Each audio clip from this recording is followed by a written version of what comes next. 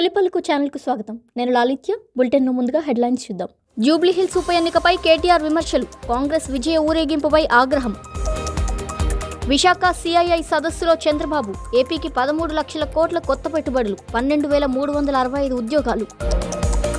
జమ్మూ కాశ్మీర్ నౌగాంలో భారీ పేలుడు, 9 మంది మృతి, 27 మందికి గాయాలు. హైదరాబాద్ సిపి వీసీ సజ్జనార్ పేరుతో నకిలీ ఫేస్బుక్ ఖాతా, 20,000 రూపాయలు మోసం. తెలంగాణ జాగృతి అధ్యక్షురాలు కల్వకుంట్ల కవిత, హరీష్ రావుపై సంచలన ఆరోపణలు.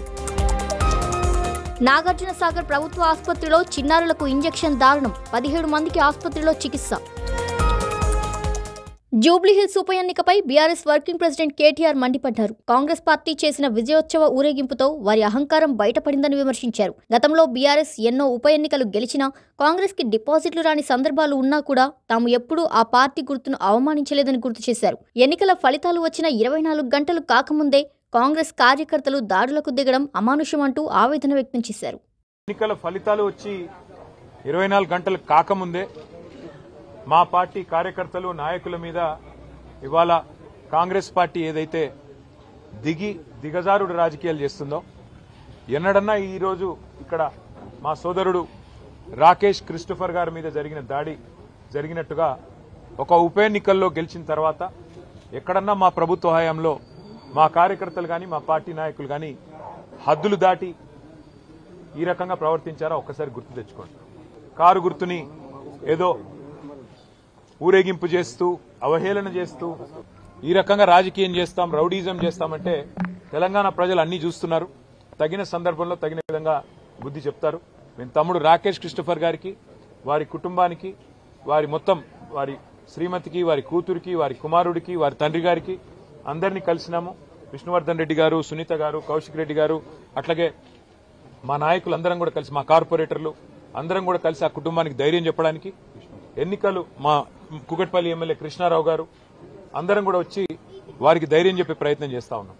విశాఖలో కొనసాగుతున్న సిఐఐ సదస్సులో ఇప్పటి వరకు రాష్ట్రానికి 13 లక్షల కోట్ల పెట్టుబడులు వచ్చాయని సీఎం చంద్రబాబు తెలిపారు. గడిచిన 18 నెలల్లో మొత్తం 22 లక్షల కోట్ల పెట్టుబడులు వచ్చినట్టు ఆయన పేర్కొన్నారు. శ్రీ సిటీలో కొత్తగా 12 యూనిట్లను వర్చువల్ గా ప్రారంభిస్తూ వివిధ కంపెనీలతో ఒప్పందాలు చేశారు. ఈ ప్రాజెక్టుల ద్వారా 12,365 మందికి ఉద్యోగ అవకాశాలు లభిస్తాయని సీఎం తెలిపారు. 2028 నాటికి శ్రీ సిటీ 1.5 లక్షల ఉద్యోగాలతో ఉత్తమ పారిశ్రామిక మోడల్ గా ఎదుగుతుందని ఆయన ధీమా వ్యక్తం చేశారు. I am very happy. Even you have to promote knowledge economy also in Sri City. Not only manufacturing, knowledge economy also you focus. That is the future. Ultimately, wonderful work has been done by Sri City. Sana Reddy Garu is doing very good work. I am seeing him. He is almost all dedicated for this project. He is working very hard. I wish all the best. Even we will promote your investment. We will bring industries. You service them. You also go all over the world. Your target is very clear now. 2-3 years time, before 28, you are going to bring another 240. 19 different countries, 240 industries. Employment go to 1 lakh additional jobs. Jammu Kashmir Nowgam police station వద్ద అర్ధరాత్రి భారీ పేలుడు సంభవించింది. ఈ దుర్ఘటనలో 9 మంది మృతి చెందగా 27 మంది తీవ్రంగా గాయపడ్డారు. ఇటీవల స్వాధీనం చేసుకున్న అమ్మోనియం నైట్రేట్ శాంపిల్స్ ను పరిశీలించే సమయంలో ప్రమాదం జరిగినట్టు అధికారులు తెలిపారు. ఇది యాదృచ్ఛికంగా జరిగిన ప్రమాదమేనని, ఎలాంటి ఊహాగానాలు చేయవద్దని జమ్మూ కాశ్మీర్ డీజీపీ నలీన్ ప్రభాత్ స్పష్టం చేశారు. ఘటనపై సమగ్ర దర్యాప్తు జరుగుతుంది.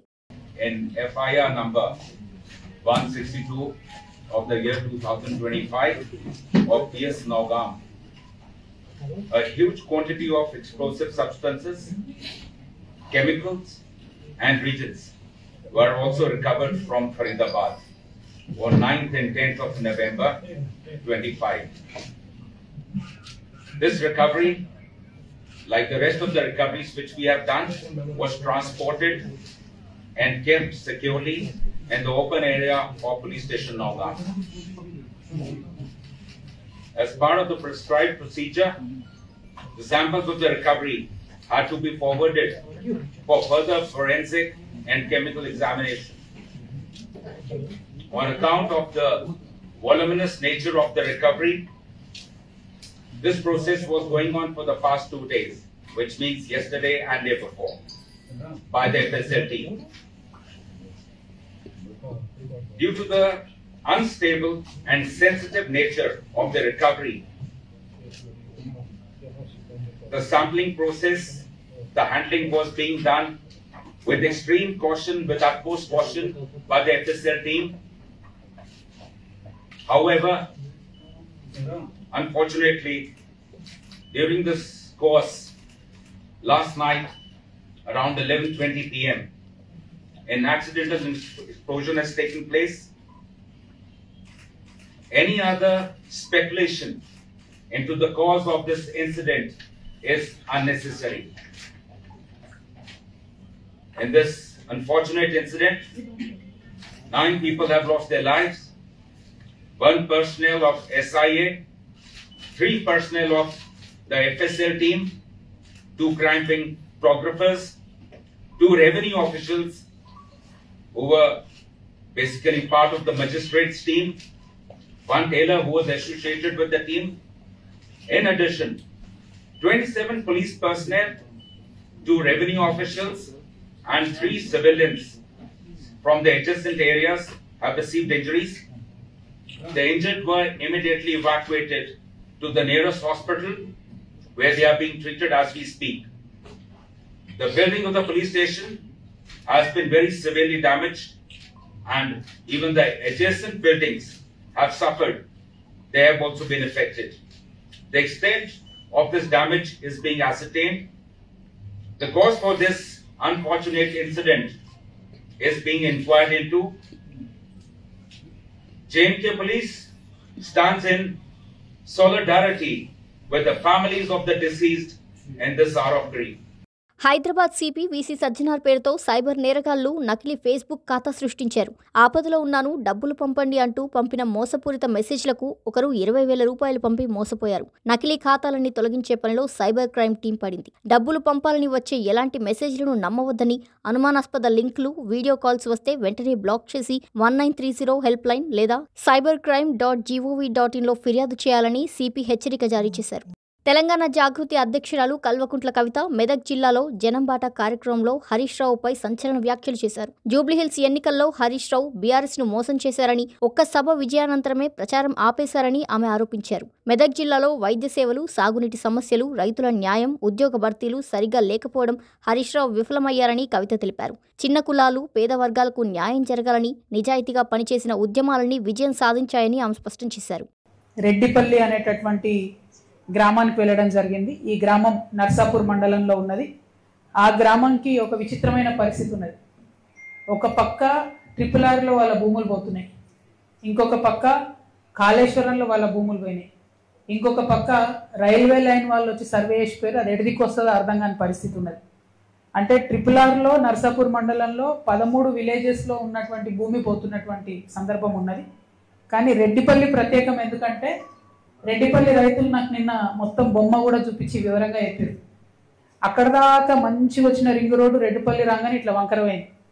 నా మాటలు కాదు, అక్కడ ఉన్నటువంటి ఒక రైతు చెప్పిన మాట నేను చెప్తా ఉన్నా. నీటిలో నీరు గట్టే ఎట్లా తిరుగుతుందో రెడ్డిపల్లి రాగానే రింగ్ రోడ్ అట్లా వంకలు తిరిగింది. మరి ఎందుకోసం వంకర తిరిగింది రింగ్ రోడ్ అని వారిని రైతులను అడిగితే పెద్ద నాయకులు దాదాపు 3 పేర్లు చెప్పిన బీఆర్ఎస్ పార్టీలో ఉన్న పెద్ద నాయకులవి. వారికి ఉన్నటువంటి ఫామ్ హౌస్లు, వారికి ఉన్నటువంటి భూములను కాపాడుకోవడానికి అలైన్మెంట్ మార్చిండ్రు. తద్వారా చిన్న రైతులు దాదాపు 56 మంది రైతులకు వాళ్ళది 59 ఎకరాలు పోతుంది. అంటే 56 మంది రైతులు 59 ఎకరాలు అంటే అందరికీ కూడా ఎకరం కన్నా తక్కువనో, ఎవరో ఒకరికి ఉంటే 2 ఎకరాలు, అర్ధ ఎకరం, పావు ఎకరం అట్లా ఉన్న రైతులది 56 మంది రైతులది 59 ఎకరాలు రింగ్ రోడ్ కోసం తీసుకుంటున్నారు. నల్లగొండ జిల్లా నాగార్జున సాగర్ ప్రభుత్వ ఆసుపత్రిలో చిన్నపిల్లల వార్డులో ఇంజెక్షన్లు ఇవ్వబడ్డాయి. వీటి తర్వాత 17 మంది చిన్నారులు అస్వస్థతకు గురై వాంతులు, విరోచనాలతో బాధపడుతున్నారు. చిన్నారులను ఐసీయూకి తరలించి వైద్యులు అత్యవసర చికిత్స అందిస్తున్నారు. ఈ ఘటనపై ఆసుపత్రి అధికారులు దర్యాప్తు చేస్తున్నారు.